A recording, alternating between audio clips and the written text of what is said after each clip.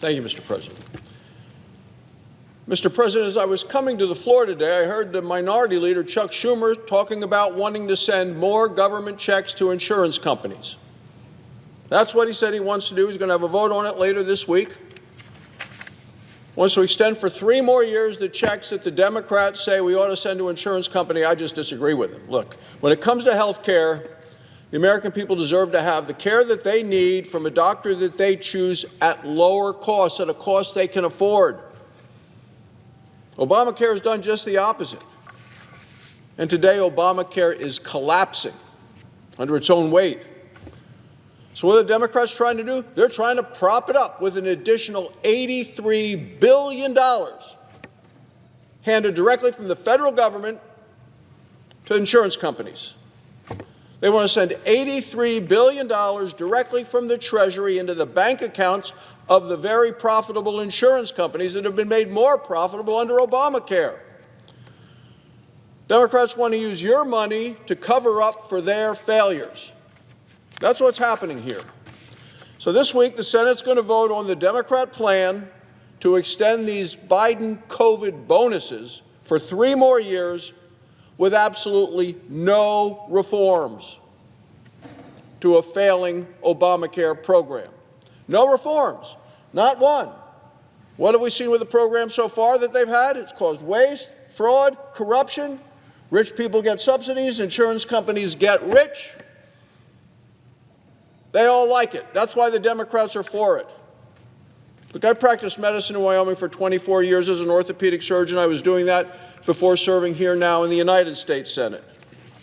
And I can tell you that these Biden COVID bonuses are a bad prescription because the side effects are so harmful. Widespread fraud and corruption, direct payments to line the pockets of big insurance companies, taxpayer-subsidized health care for millionaires. That's right, millionaires. You can earn $1 million a year and still get subsidized handsomely by what the Democrats are proposing and they're bringing to the floor to be voted on this week. That is the solution the Democrats have. Throw more government money at a problem that's caused the problem in the first place. And the people of my home state of Wyoming cannot continue to afford this endless drain that is Obamacare. So, Mr. President, the Democrats saw that Obamacare was failing. They saw the costs were getting high. They're trying to prop it up. They're trying to hide the failures. And in 2021, they used their narrow partisan majority to try to prop it up even more with the Biden COVID bonuses. Now, those are on top of all the other subsidies that the Democrats were sending to the insurance companies. Well, not a single Republican voted for it. Remember, these are new subsidies on top of the already generous subsidies. And now they're for everybody. No matter how much money you make, you qualify for these subsidies. This was initially designed to go for people that needed it, people that couldn't help themselves. But now, sky's the limit. What does that happen? Oh, and by the way, the Democrats said these will only be temporary. Don't worry, this is just because of COVID. But the following year, what did the Democrats do?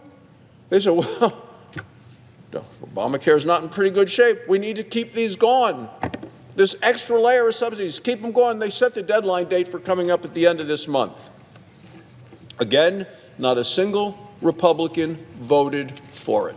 Not one. Now, what did Chuck Schumer say today? He wants to extend them for another 3 years. $83 billion. So calling these Biden COVID bonuses temporary was just another way for them to cover up the damage that Obamacare is doing to the country. Well, they're doing it for one reason, because Obamacare is unaffordable. It is a failure. Premiums have risen over 220% since Obamacare became law. Well, what did Obama say? He said, oh, premiums are going to go down by $2,500 a year for a family. I think that was called the lie of the year by the press who evaluated those things. Even the deductibles have doubled. Look, sending another $83 billion to insurance companies is not going to fix the failures of Obamacare. And when you create direct payments to insurance companies that are this vast, no guardrails, predictable things will happen. Number one is, of course, the price of insurance will go up because there's more government money coming to it. And number two, fraud runs wild. That's right, absolute fraud. So the Government Accountability Office recently released a report that confirms it. In 2024 and 2025, the Government Accountability Office did something very revealing. They tried to figure out how easy it was to sign up for Obamacare using fake information. Would fraudsters be caught if they submitted fake information under Obamacare? And in fact, the GAO submitted 24 fake applications. It was intentional. They submitted them to the Obamacare exchanges to see if, under the Democrats' program, if these would actually be detected as fraudulent or if money would just flow from the federal government to those who submitted all these false papers. Would they get approved by the government? Or was there anything out there that would stop them? Well, 23 of the 24 fake applications were approved to qualify for Obamacare subsidies. Money's going to go, fake applications, incompetent federal government. That's what the American people see. So the GAO dug deeper.